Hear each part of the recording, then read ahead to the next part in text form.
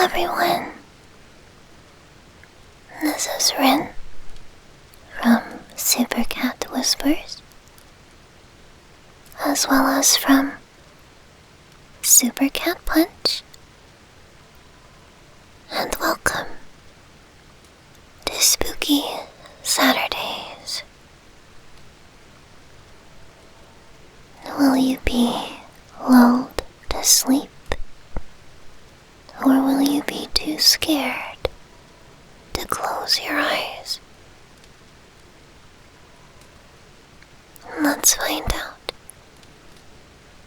Today, we've entered to Reddit's nosleep subreddit, where real stories from real people are posted. Some of them can be quite unsettling. Today, we are reading a real story from grand_theft_motto, who posted their story. Something walks whistling past my house every night at 3:03 a.m. Are you comfortable? Good. Let's go. Every night, no matter the weather, something walks down our street, whistling softly. You can only hear it if you're in the living room or the kitchen when they walk by. And it always starts at exactly 3:03 a.m. The sound starts faint somewhere near the beginning of the lane, near the Carson place. We're towards the middle of the street, so the whistling moves past us before fading away in the direction of the cul-de-sac. When I was younger, my sister and I would sneak into the kitchen some nights to listen. Mom and Dad didn't like that, and we'd catch hell if they found out. But they were never too hard on us, since we always stuck to the one big rule. Don't try to look at whatever was whistling. My neighborhood is a funny place. I've lived here since I was 6, and I love it. The houses are small but well kept, good-sized yards, plenty of places to roam. There are a lot of other kids here my age. I turned 13 back in October. We grew up together and would always play foursquare in the cul-de-sac, or roam around from back porch to back porch in the summer. This was a good place to grow up. I'm old enough to see it. And there's only the two strange things here: the night whistling and the good luck. The whistling never bothered me much. Like I said, I couldn't even hear it from my bedroom. But Mom and Dad don't like talking about it, so I've stopped asking questions. My dad is a strong guy, tall and calm. He has an accent since he moved to the US as a kid. His family, my grandparents, they're from the islands. That's what they call it. My dad, the only time he isn't so calm is if the whistler comes up. He talks a little quicker then, eyes move faster, and he tells us not to think about it so much, and to always remember the one rule, the big rule. Don't try to look outside when the whistler goes past. Not that we could look, even if we wanted to. See, there are shutters on the inside of every window. Thick pieces of heavy canvas that pull down from the top and latch to the bottom of the window frame. Each latch even has a small lock, about the size of what you'd find on a diary. My dad locks those shutters every night before we all go to bed and keeps the key in his room. My mom, I don't know what she thinks about the whistling. I've seen her out in the living room before, at 3:03 when the sound starts. I could see her if I cracked my door open just an inch to peek. She's not out there often, at least I haven't caught her much. But once or twice a month, I think she sits out there on our big red couch, just listening. The Whistler has the same tune every night. It's cheerful.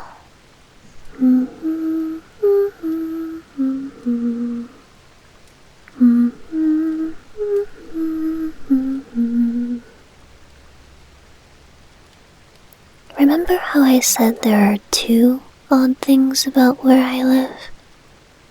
Well, besides our night whistler, everyone in my neighborhood is really lucky. It's hard to explain, and my dad doesn't like us talking about this part much either, but good things just seem to happen to people around here a lot.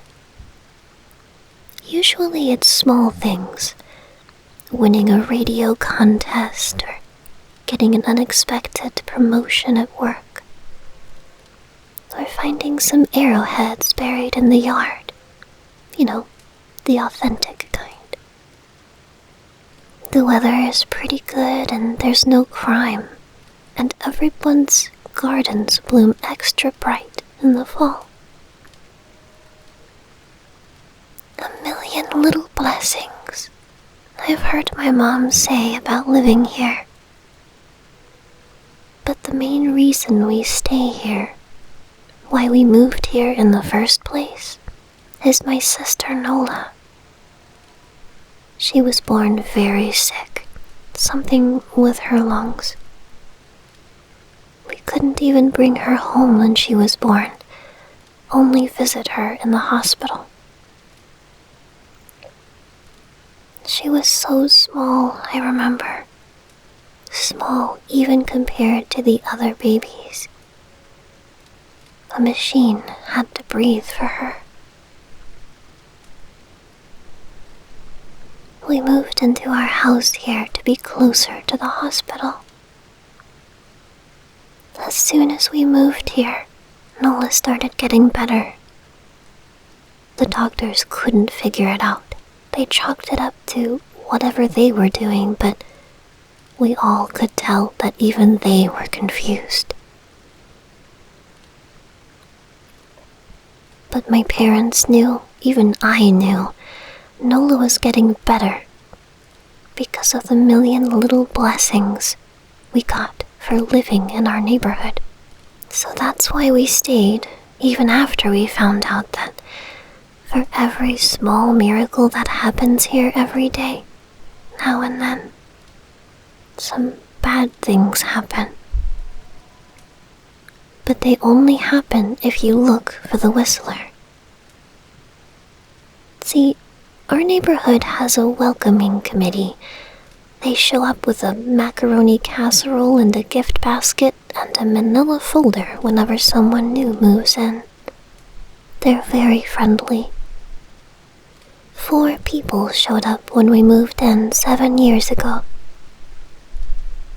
The committee made small talk, gave me a Snickers bar, and took turns holding Nola. It was her first week out of the hospital, so they were extra careful. Then the committee asked to speak with my parents in private, so I was sent to my room where I still managed to hear every word.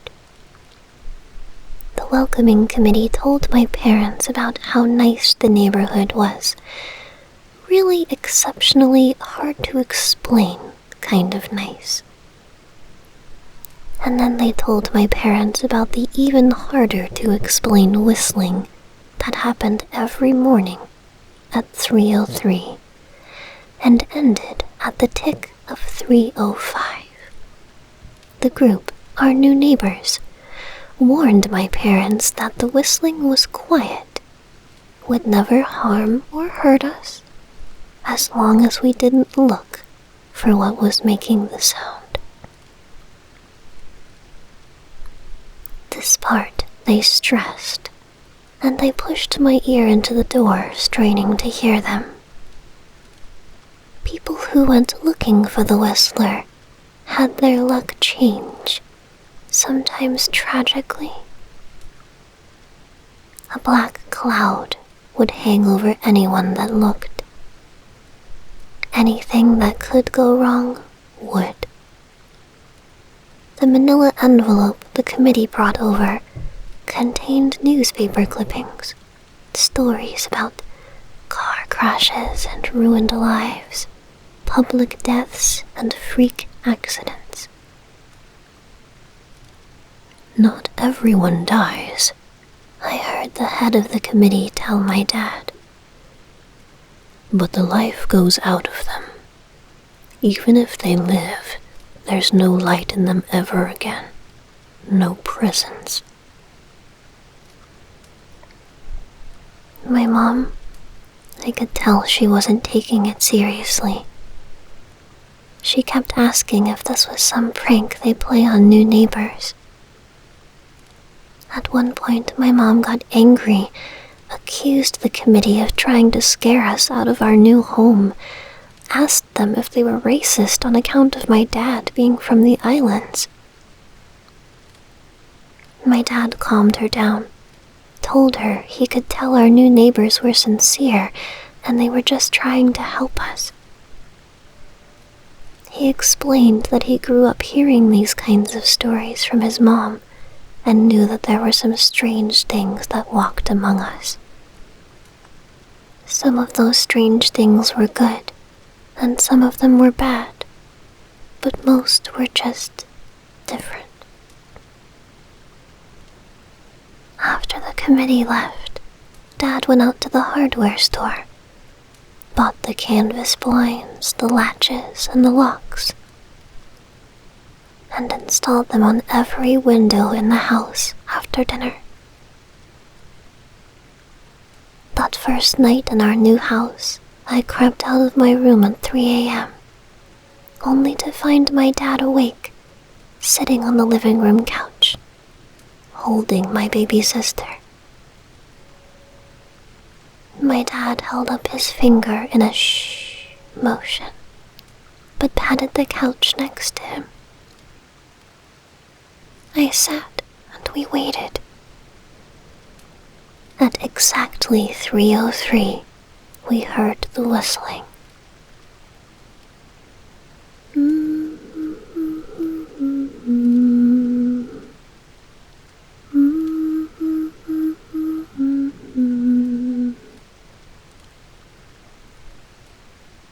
It came and it went, just like our neighbors said.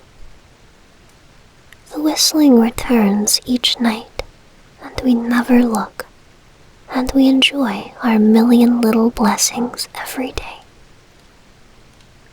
Nola breathes on her own, and she's grown into a strong, clever girl.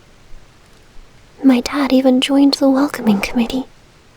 We don't get new neighbors often. Why would anyone want to leave?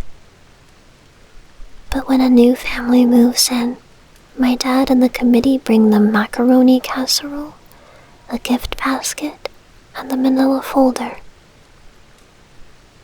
I can always tell by the look on my dad's face when he comes back if the family took the committee seriously or if we'd be getting new neighbors again very soon.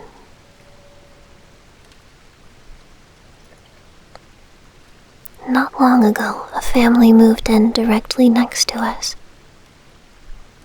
The previous owner, Miss Maddie, passed away at age 105. She'd lived a good, long life. Our new neighbors seemed like they'd fit in just fine. They believed the welcoming committee, took my dad's advice about the locking shutters since they had a young child of their own. Whatever newspaper clippings were in that manila envelope, whatever evidence, my dad never let us see. But I imagine it must have been awfully convincing, since our neighbors got along with no issues for the first month. One night, when our new neighbors had to leave town, they sent their son, Holden, to stay with us. He was 12, a year under me in school.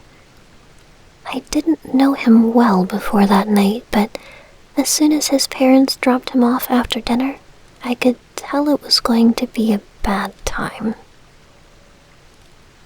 "Do you know who is always whistling out there every night?" Holden asked the moment the adults left the room. The three of us were sitting in the den, some Disney movie playing idly on the television. My sister and I exchanged a glance. "We don't talk about that," I said. "I think it's that weirdo that lives in the big yellow house on the corner," Holden said. "Mr. Tolles?" my sister asked. "No way, he's really nice." Holden shrugged. "Must be a psycho killer then." Nola tensed. "We don't talk about it," I repeated. "Let's go in my room and play Nintendo."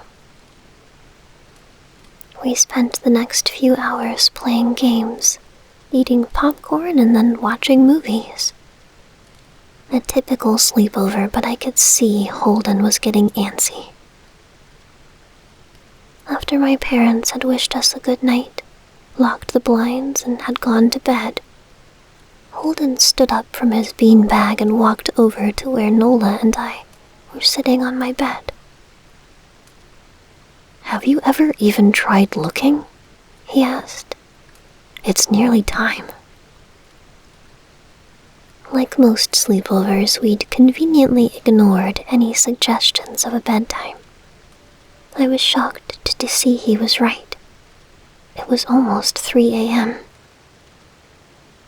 I sighed. "We don't... See, I can't even try to look because my dad locks the blinds every night and hides the key," he continued, ignoring me. "So does our dad," said Nola. "No," replied Holden. "No, he doesn't." "You saw him do it," I said, a little sharper than I meant to sound. Holden grinned. "Your dad locks the blinds, yeah, but he doesn't hide the key. He keeps it right on his normal keychain." "So?" I asked, worried I already knew what he would say next. Because I had noticed that my dad didn't bother hiding the key anymore after all these years, because he knew we took it seriously. "So, after your dad locked up but before your parents went to bed, I went to the bathroom. And on my way, I may have peeked into their room, and I may have seen your dad's keychain on his nightstand, and I maybe went and borrowed the key to the blinds." Nola and I stared, and his grin only grew wider. "You're lying," I said. Holden shrugged. "You can check if you want. Just open your parents' door and look. You'll see his keychain right there on his nightstand." "Stay here," I told both of them. "Don't move a muscle." I hurried over to my parents' room but hesitated at the door. If Holden wasn't lying, my dad would be angry. Beyond angry. I was scared thinking about it. but more scared of an open window with the whistler right outside. I opened the door barely an inch and looked, but it was too dark to see. Taking a deep breath, I walked into the room. 2 steps into the dark, I froze.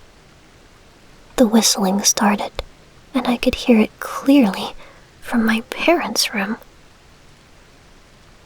I never realized, but they must have heard the sound every night since we moved into the house. They never told us. I don't think I could ever have slept through it.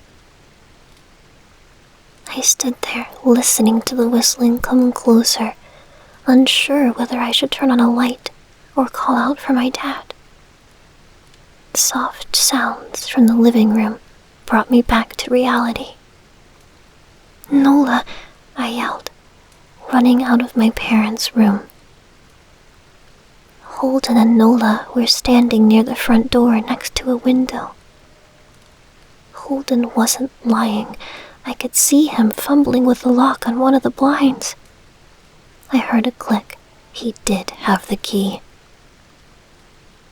Holden let out a quick laugh. Nola stood next to him, hunched up, afraid but maybe curious.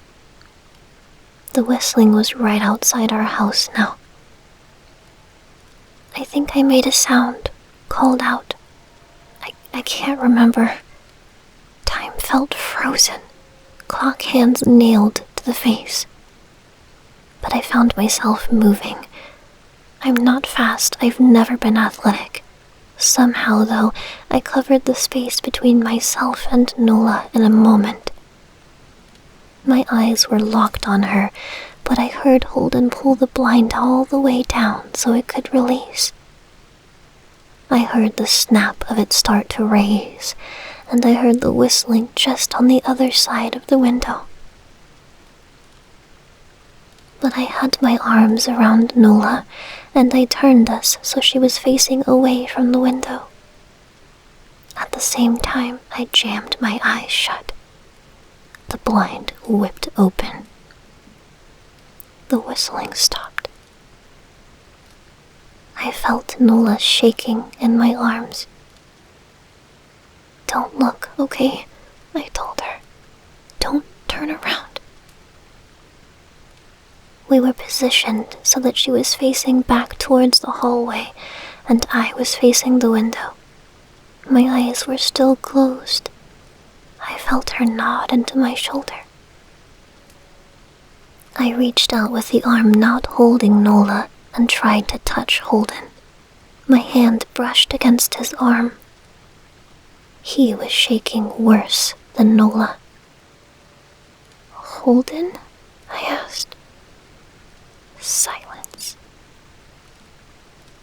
I reached past him and gingerly felt for the window, eyes still sealed shut. The glass was cold against my fingertips, colder than it should have been for the time of year. I moved my hand up the window, searching for the string to the blind. The glass began to get warmer the further I reached, and there was a gentle hum feeding back into my fingertips. I tried not to think about what might be on the other side of the window. Finally, I touched the string and yanked the blinds shut. I opened my eyes. In the dim light leading out from the kitchen, I could make out Holden, pale and small, staring at the now closed window. "Holden?" I asked again. He turned towards me, and he screamed. Everything became a flurry of motion. Lights sparked to life in the hall, then the living room. My parents' footsteps thudded across the hardwood floor.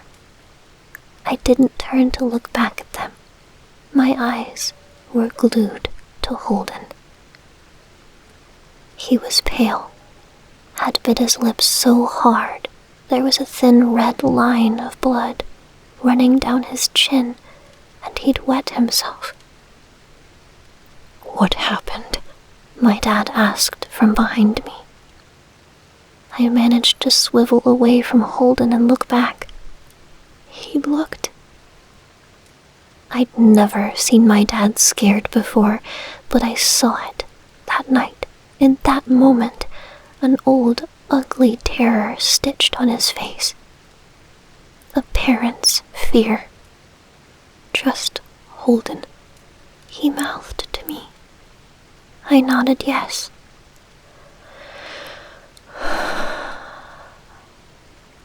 My dad let out a breath. He looked so relieved, I nearly expected him to cheer. But then he turned to Holden and my dad's face changed. I wondered if he felt bad for feeling good, that Holden was the only one that looked. There was a knock at the door. We all froze. Holden whimpered. "Don't answer it," my mom said. She stood at the threshold of the hall. I'd always thought she was a skeptic and just humored my dad about the windows and the whistler, but that night we were all believers.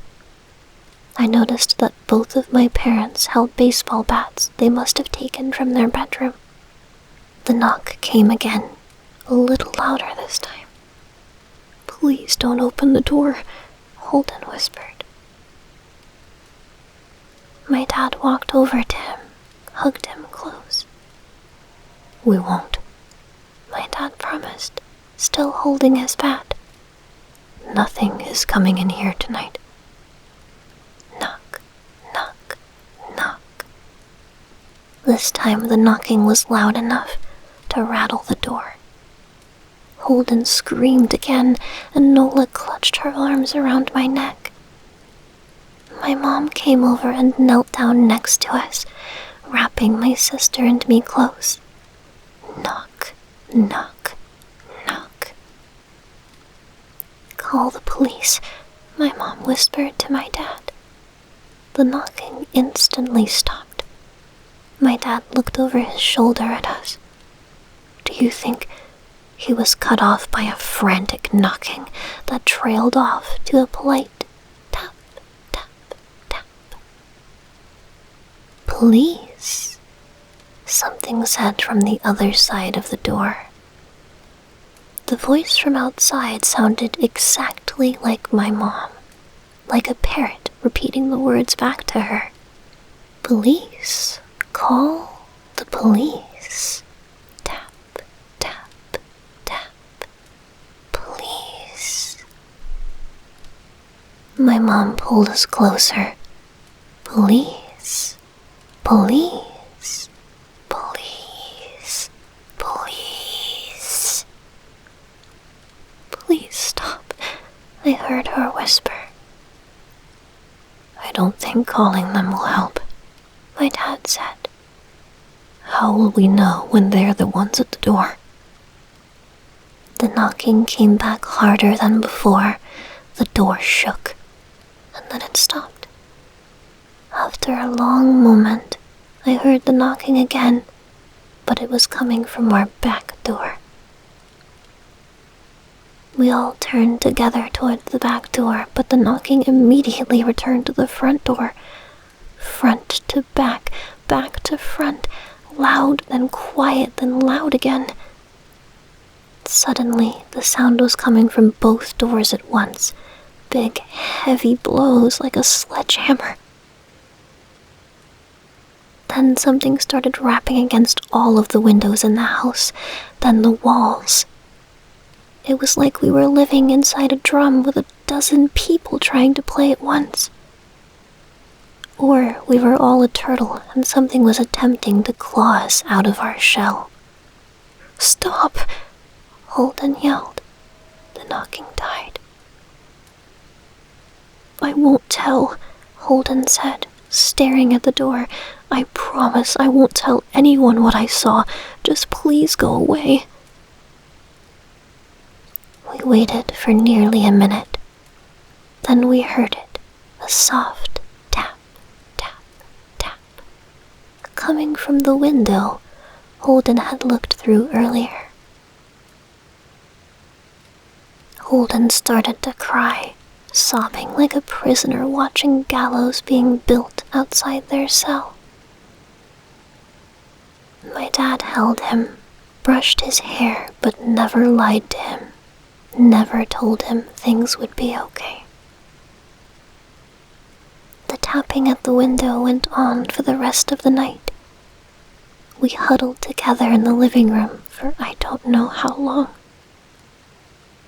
Eventually, my mom tried to take us kids into my room while my dad stayed to watch the door. But the second we moved into my bedroom, the knocking came back, so loud it was impossible to ignore. I was afraid the door couldn't take it. We went back to the living room, and the knocking stopped. Only the tap, tap, tap on the window remained. None of us slept that night. The tapping stopped at around 7 a.m. That's about the time the sun comes up here. We waited another 2 hours before my dad opened the blinds from one window.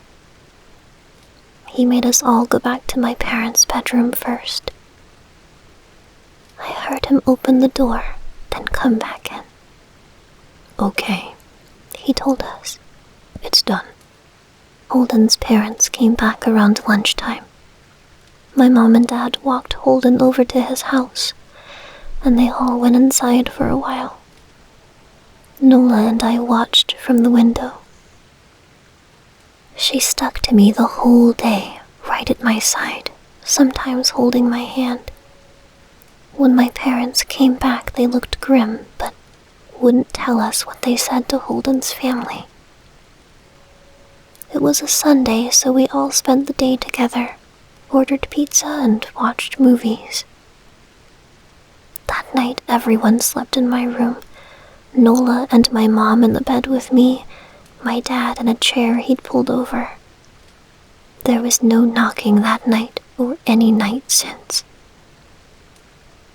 We didn't see much of Holden or his parents for the rest of that week, but by Thursday there was a moving truck in their driveway. Nola and I watched them packing up the whole afternoon after school. What sticks with me the most is how tired Holden and his parents looked. All three had the same pallor, grim mouths, and lightless eyes. Even from across the street, I could tell something was very wrong. Holden and his family were gone before sunset. I remember what the original welcoming committee said to my parents when we moved in. Not everyone who looks at the Whistler dies, but even those that live have the light go out of them, and the rest of their lives are full of misfortune, a million little tragedies. I think Holden's parents must have looked, either to comfort him if they didn't believe, or share the burden if they did. I watched Nola some days, happy and young and alive, and I wonder if I'd been slower, if she'd looked out the window that night, would I have looked too? To comfort her? To share that burden? I'm glad I don't have to find out. We still live in that house, in that neighborhood. We still hear our Whistler walking past every night. The blessings, the luck, the good things here are too good to leave. But we're careful. We don't have friends over to spend the night anymore. And my dad hides the key to the blinds very, very well. Not that I've gone looking. Some things you just don't need to look for. This was a story on No Sleep by Grand Theft Motto. If there's a particular story that you'd like me to read next, let me know. more than happy to.